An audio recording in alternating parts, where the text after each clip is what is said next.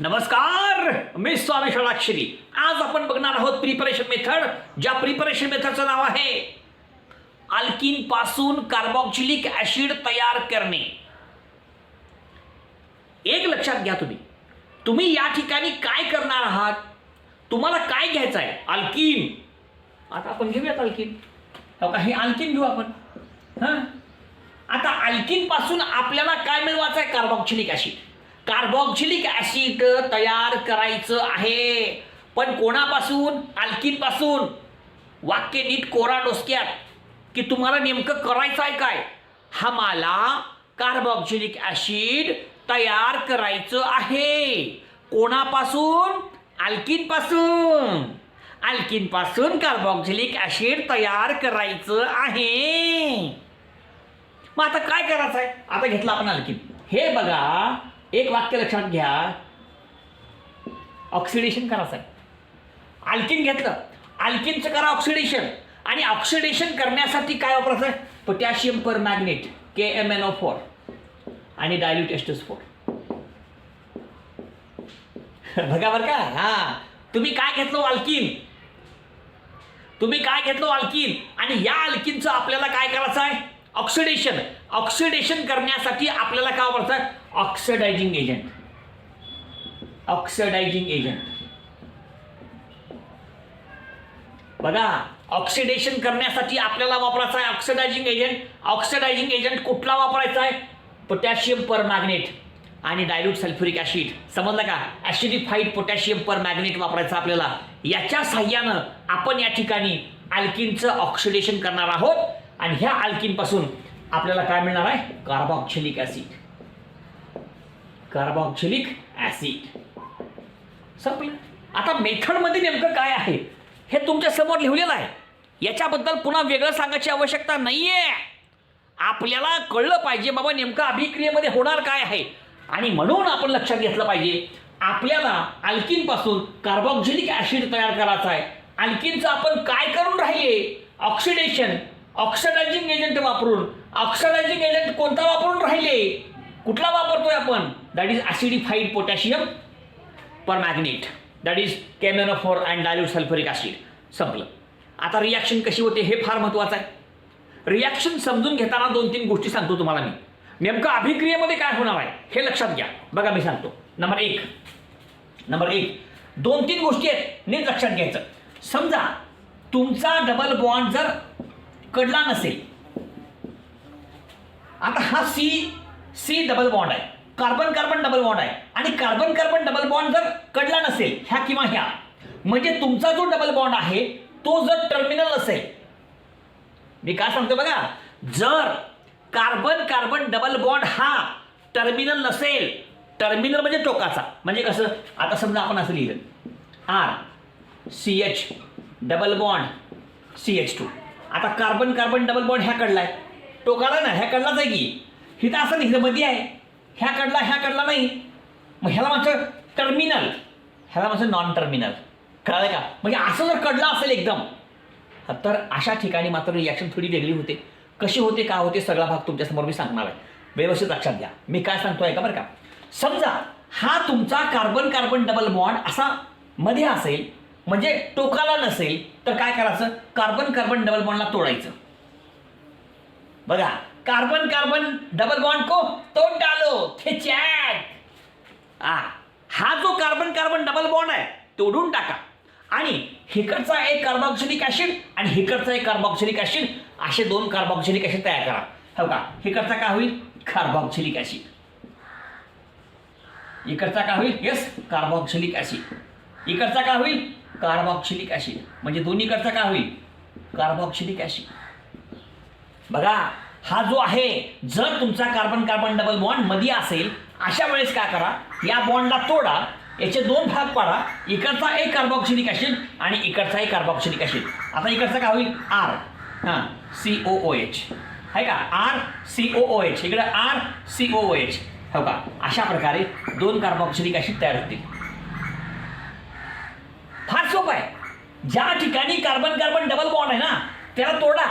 इकडचा एक ऍसिड करा, इकडचा एक ऍसिड करा. कसं लिहायचं? RCOOH. 2 O मिसळामध्ये oxidation, addition of oxygen, addition of oxygen, RCOOH, RCOOH, संपलं, कार्बोक्सिलिक ॲसिड तयार झालं. परंतु जर तुमचा कार्बन कार्बन डबल बॉन्ड हा टर्मिनल असेल, टोकाला असेल, एका कडेला असेल, अशा वेळेस मात्र रिॲक्शन जरा वेगळी होते. हो का, कार्बन कार्बन डबल बॉन्डला तोड टालो. मग आता हा बॉन्ड तुटला. आता काय करा माहिती आहे का, एक बाजू इकडची जी आहे आरची बाजू, त्याला कार्बोक्सिलिक ॲसिड करा. आरची बाजू जी असते त्याला काय करा, कार्बोक्सिलिक ॲसिड. आणि ज्या ठिकाणी ह्या कार्बनला 2 H जोडलेत, ज्या कार्बनला 2 H जोडलेत, कळलं का, जर 2 हायड्रोजन जोडलेले असतील तर त्याचं रूपांतर होईल CO2 अँड H2O मध्ये. कळलं का, या बाजूला कार्बोक्सिलिक ॲसिड तयार होणार नाही. बघा, ह्या बाजूला आरच नाही, ज्या बाजूला आर नाही, नुसते 2 हायड्रोजन्स आहेत, त्या ठिकाणी काय करायचं. आणि हे कधी माहिती आहे का, जर तुमचा कार्बन कार्बन डबल बॉन्ड टोकाला असेल तर असं करायचं. आणि मग ह्याचा CO2 होईल आणि ह्याचा H2O होईल. ह्याच्यामध्ये ॲड करा तुम्ही oxygen, CO2 2 oxygen, H2O 1 oxygen, अशा प्रकारे CO2 आणि H2O तयार होईल. आणि अजूनही सांगितलं पुस्तकात आपल्या, समजा RCH डबल बॉन्ड CR आणि R. आता इथं कसं आहे, कार्बन कार्बन डबल बॉन्ड कडलाच आहे की, आणि ह्याच्यावरती 2 R आहेत. कळलं का. आता तुम्ही म्हणताल की हे R, हे कडला R आहे, कडला हे मध्ये आहे असं म्हणता तुम्ही.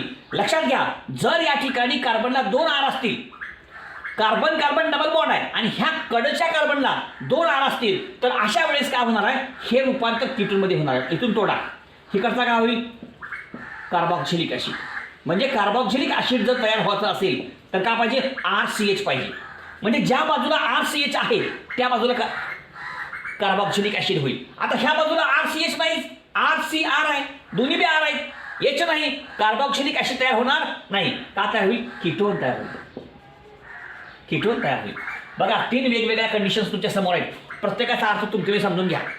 जर या ठिकाणी हा तुमचा डबल बॉन्ड मध्ये असेल, कुठं तर कडला नसेल, अशा वेळेस काय करायचं, R आणि CHचं RCOH, R आणि CHचं RCOH. थोडक्यात RCH ज्या बाजूला आहे त्या ठिकाणी RCOOH होणार आहे. ज्या बाजूला RCH आहे त्याच बाजूला RCOOH होणार आहे. आणि ज्या बाजूला आता इथं RCH आहे, ओके, त्याचं रूपांतर RCOH मध्ये होईल. RCH आहे, RCOH होईल. परंतु ह्या बाजूला CH2 आहे, ह्याचा CO2 आणि H2 होईल. आणि ह्या बाजूला CR2 आहे, इथं CH2 आहे, इथं CR2 आहे, 2 R आहेत ना, मग इथं काय होईल, कीटोन. आणि इथं CO2 आणि H2O. अशा प्रकारे कुठल्या ठिकाणी कुठला प्रॉडक्ट येतो हे आपण लक्षात घेणं फार महत्त्वाचं आहे. एवढं वाक्य कळालं, रिॲक्शन कळाली, रिॲक्शन शिकवायचीच गरज नाही. डबल बॉन्ड कुठं आहे बघा. आणि एक लक्षात घ्यायचं, डबल बॉन्डचे आपण जेव्हा 2 भाग पडतो तेव्हा RCH असणं महत्त्वाचं आहे. RCH, मग R किती काय मोठा असणार संबंध नाही, पण RCH पाहिजे. आणि RCH असेल तर त्याच बाजूला कार्बोक्सिलिक ॲसिड तयार होतो, हे आपण लक्षात घ्यायचं आहे. समजलं का. आणि मग ज्या बाजूला 2 R असतील, 2 R असतील तिथं कीटोन तयार होईल. आणि ज्या बाजूला 2 H असतील तिकडं तर काय होईल, CO2 आणि H2O. हे बघा, म्हणजे लक्षात येते. आपण उदाहरण घेऊ म्हणजे आपल्या लक्षात येईल. ओके, पहा.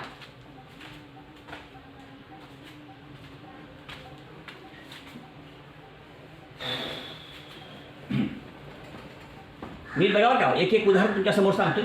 प्रत्येक उदाहरण तुम्ही समजून घ्यायचं आहे म्हणजे आपल्याला लक्षात येणार आहे. बघा, आता पहिलं उदाहरण बघा, CH3 CH double bond CH CH3.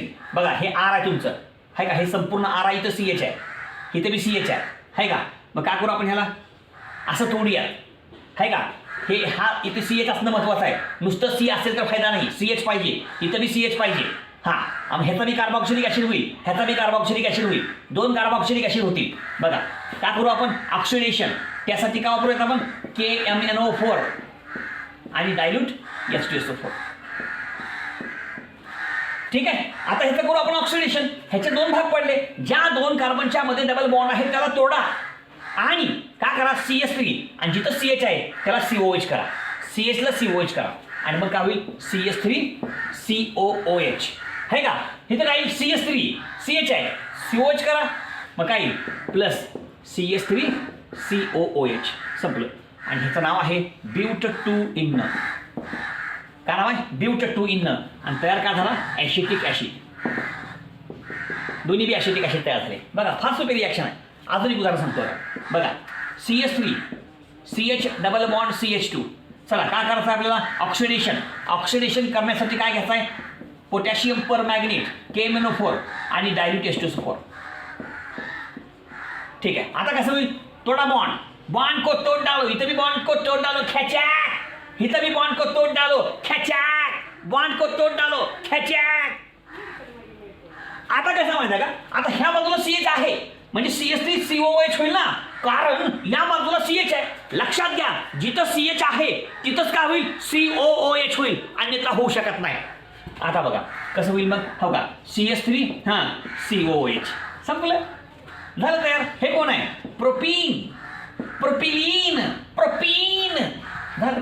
आता ह्या बाजूला CH2 आहे आणि ज्या बाजूला CH2 असतो त्या ठिकाणी COOH होत नाही. ज्या बाजूला CH2 असतो त्या बाजूला CO2 आणि H2 तयार होतो म्हणून प्लस काही CO2 आणि H2. आता सांगितलंय बघा कार्बन डबल बॉन्ड एका कडला आहे आणि इथं CH2 आहे. लक्षात घ्या ज्या बाजूला CH2 असेल त्या बाजूला CO2 आणि H2 तयार होतो. नीट लक्षात ठेवायचं आपण कळलं पाहिजे आपल्याला समजलं पाहिजे आपल्याला. हो अजून एक बघा दिसतोय का बघतो हां दिसला देखील. ओके अजून एक बघा CH3 CH double bond CH3 बघा उदाहरण एक्स्ट्रा आहे पुस्तकात नाही आपल्या. ऑक्सिडेशन करण्यासाठी वापरा पोटॅशियम पर मॅग्नेट आणि डायल्यूट H2SO4. झालं. आता हे लिहिलं पण अशा प्रकारचे एक्झाम्पल.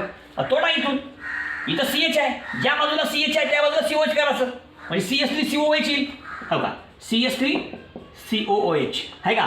परंतु ह्या बाजूला CH नाही ना ह्या बाजूला काय 2 CH3 आहेत आणि जर 2 CH3 असतील तर कीटोन करायचं. जर 2 CH3 असतील तर कीटोन करायचं. जर 2 CH3 असतील तर कीटोन करायचं आणि जर 2 H असतील तर CO2 आणि H2. कळलं का नीट लक्षात घ्या. आणि म्हणून इथं कीटोन येईल CH3 C double bond O CH3 किंवा COCH3 बघा अशा प्रकारची संपूर्ण अभिक्रिया. ह्याचं नाव आहे काय 1 2 3 4 हां 2 मिथिल ब्यूट2 इन 2 मिथिल ब्यूट2 इन. ह्याचं नाव आहे एसिटिक ॲसिड.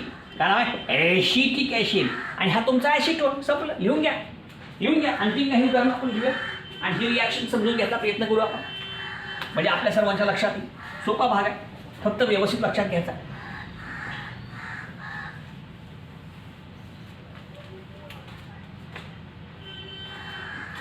बघा आता इथं डबल बॉन्ड आहे कार्बन डबल बॉन्ड आहे. हां इथं H आहे इथे बी H आहे म्हणजे इथं बी CH आहे इथे बी CH आहे बरोबर का. म्हणजे ह्याचा पण COH होतो ह्याचा पण COH होतो. लक्षात घ्या इथं CH आहे इथं CH आहे. तुम्हाला कळलं पाहिजे आहे का नाही. ह्याचं करू आपण ऑक्सिडेशन. त्यासाठी वापरू आपण पोटॅशियम पर मॅग्नेट आणि काय डायल्यूट H2SO4. हां आता काय होईल हा बॉन्ड तुटेल खॅचॅक बॉन्ड तुटणार खॅचॅक आणि जिथं CH आहे तिथं COH करा. मग इथं CH आहे का इथं CH आहे मग बाकीचा भाग सगळं असं हे असं हे असं आहे का. पुन्हा हे असं घ्यायचं आहे आणि इथं COH करायचं आहे आणि हे असं करायचं आहे आणि इथं COH करायचं आहे. कळलं का. आणि हे आहे तुमचं नाव सायक्लोहेक्झीन आणि हे आहे ॲडिपिक ॲसिड. काय नाव याचं ॲडिपिक ॲसिड आहे. लक्षात घ्या अतिशय सोपा भाग आहे फक्त व्यवस्थित समजून घ्यायचा आहे. प्रत्येक रिॲक्शनमध्ये एकच महत्त्वाचं आहे ज्या 2 कार्बनच्या मध्ये डबल बॉन्ड आहे तो बॉन्ड तोडा रे. इकडचा एक ॲसिड करा इकडचा एक ॲसिड करा.